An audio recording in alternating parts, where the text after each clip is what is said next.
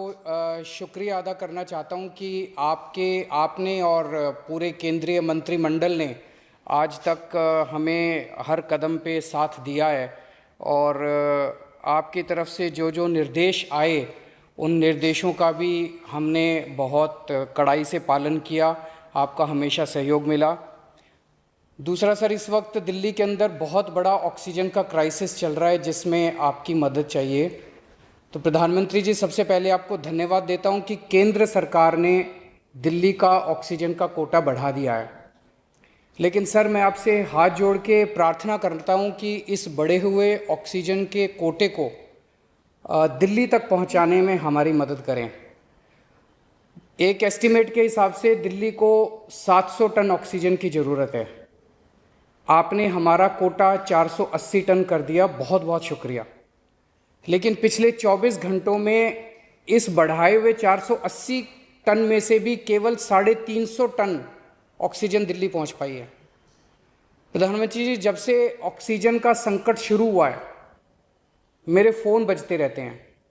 कभी कोई अस्पताल कहता है कि 3 घंटे की ऑक्सीजन बची है, कभी कोई अस्पताल कहता है कि 2 घंटे की ऑक्सीजन बची है। हम कारण जानने की कोशिश करते हैं तो पता चलता है कि पीछे किसी राज्य ने दिल्ली के लिए ऑक्सीजन लाने वाले ट्रक को रोक रखा है। हमने मदद के लिए केंद्र सरकार में कुछ मंत्रियों को फ़ोन किए। शुरू में उन्होंने खूब सहयोग किया सर, लेकिन अब वो भी बेचारे थक गए हैं। सर, देश के संसाधनों पे तो 130 करोड़ लोगों का अधिकार है ना। अगर दिल्ली में ऑक्सीजन की फैक्ट्री नहीं है तो क्या दिल्ली के 2 करोड़ लोगों को ऑक्सीजन नहीं मिलेगी?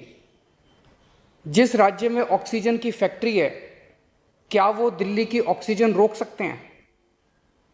ऐसे में हम क्या करें? सर, मैं आपका बेहद शुक्रिया अदा करना चाहता हूं कि आज आपने ये मीटिंग बुलाई है। बहुत सही समय पे ये मीटिंग बुलाई है।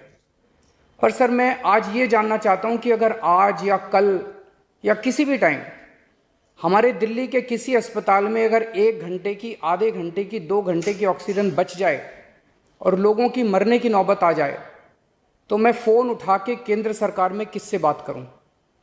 सर, मैं ये जानना चाहता हूं कि अगर कोई राज्य दिल्ली के कोटे की ऑक्सीजन का ट्रक रोक ले तो मैं फ़ोन उठा के किससे बात करूं? हालत काफ़ी ज़्यादा गंभीर हो चुके हैं सर। हम अपने लोगों को मरने के लिए तो नहीं छोड़ सकते। हमें लोगों को ये विश्वास दिलाना पड़ेगा कि एक एक जिंदगी हमारे सबके लिए कीमती है। हम आपसे फिर से दिल्ली के लोगों की तरफ से हाथ जोड़ के अपील कर रहे हैं कि सर, तुरंत कोई कठोर और सार्थक कदम नहीं उठाया गया तो शायद दिल्ली के अंदर कोई बहुत बड़ी त्रासदी हो सकती है। मैं आपसे मार्गदर्शन चाहता हूं सर। सर, कुछ ही राज्य हैं जहां से मैक्सिमम दिल्ली की ऑक्सीजन आती है और जहां सबसे ज़्यादा दिक्कत आ रही है और जहां सबसे ज़्यादा हमारे ऑक्सीजन के ट्रक रोके जा रहे हैं। मेरी आपसे विनती है, अगर आप उन राज्यों के मुख्यमंत्री को एक बार बोल दें, फ़ोन कर दें कि हमारे ऑक्सीजन के ट्रक ना रोकें तो दिल्ली के लोगों को ऑक्सीजन मिल जाएगी। आपका एक फ़ोन ही बहुत है सर उनको। दिल्ली के 2 करोड़ लोगों की तरफ से मैं आज आपसे हाथ जोड़ के विनती कर रहा हूं कि सर, आप हमारी मदद कर सकते हैं। आप कृपया हमारी मदद कीजिए और अस्पताल में लोगों को ताकि ऑक्सीजन मिल जाए। ऑक्सीजन की कमी के कारण अस्पताल में जो हालत बने हुए हैं वो अब देखे नहीं जाते। लोग बहुत ज़्यादा तकलीफ़ में हैं सर। पूरी रात हम सो नहीं पाते, नींद नहीं आती। इनका मुख्यमंत्री होते हुए भी मैं कुछ नहीं कर पा रहा। डर लगता है कि ऑक्सीजन की कमी से कहीं कोई बड़ा हादसा ना हो जाए। ईश्वर ना करे अगर ऑक्सीजन ना मिलने से कुछ अनहोनी हो गई तो हम सब कभी अपने आप को माफ़ नहीं कर पाएंगे।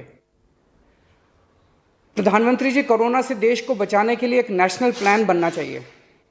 इस नेशनल प्लान के अंतर्गत देश के सभी ऑक्सीजन प्लांट्स को तुरंत आर्मी के जरिए केंद्र सरकार टेक ओवर करे।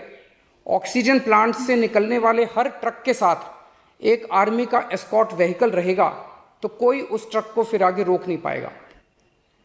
सर, दिल्ली का जो ऑक्सीजन का कोटा आपने बढ़ाया, हम उसके बड़े शुक्रगुजार हैं। लेकिन उसमें लगभग 100 टन ऑक्सीजन उड़ीसा और वेस्ट बंगाल से आनी है। हम परसों से, जब से कोटा बढ़ा है, हम कोशिश कर रहे हैं उस ऑक्सीजन को दिल्ली लाने की। मेरा आपसे निवेदन है कि यहाँ से ऑक्सीजन अगर हो सके तो हमें हवाई जहाज से उपलब्ध करवाई जाए, और नहीं तो जैसा अभी बताया गया आपका आइडिया है ऑक्सीजन एक्सप्रेस शुरू करने का, वो ऑक्सीजन एक्सप्रेस शुरू करके वेस्ट बंगाल और उड़ीसा से हमें ऑक्सीजन दिलवाई जाए। आइडिया नहीं, ऑलरेडी चल रहा है। सर दिल्ली तक नहीं पहुंच पा रही, हमारी दिल्ली तक नहीं आ रहा। उसमें अगर हमें दिल्ली के लिए भी कॉरिडोर मिल जाए तो आपकी बड़ी मेहरबानी होगी सर। आपने 2-3 जगह तो कर दिया सर, आपके इंटरवेंशन से मुझे पता चला।